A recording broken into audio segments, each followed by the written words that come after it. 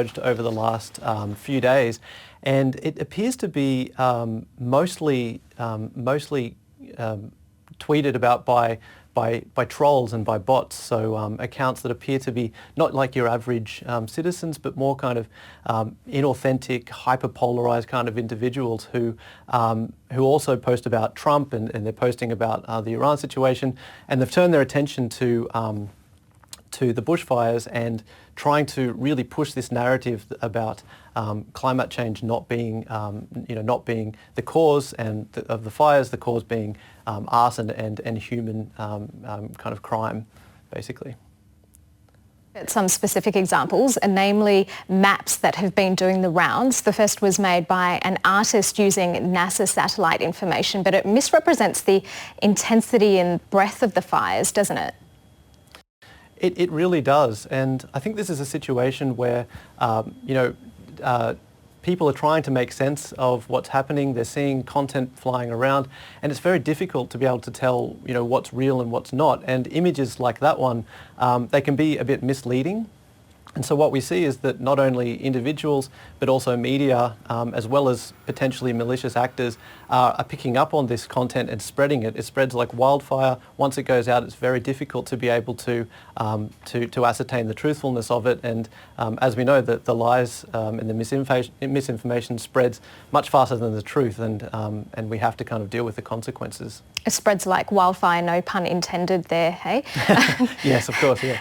In that same vein, ABC in the United States tweeted a map of Australia over the United States, which showed fires running through the centre of Australia, amongst other areas.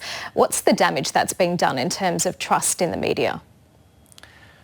Well, I think whatever damage has been done at the moment really only probably compounds damage that's already occurring, where people have started to potentially distrust the news and are increasingly distrustful of the kinds of traditional authorities that we have on issues such as climate change, geographic mapping and things like that. So I feel as though this issue is something that has kind of propelled Australia into a larger scale global problem where there's an increased distrust and erosion of the influence of the media for people being able to get factual information about what's happening, especially for crises like these. What about the discussion about whether the fires are the result of arson? There have been wildly differing figures on the number of people charged. Yeah, so this is another example where the figures that are going around at the moment are being propelled by people who genuinely believe that the statistics around arson reflect the fact that the bushfires are being caused by them, but they're just misinformed.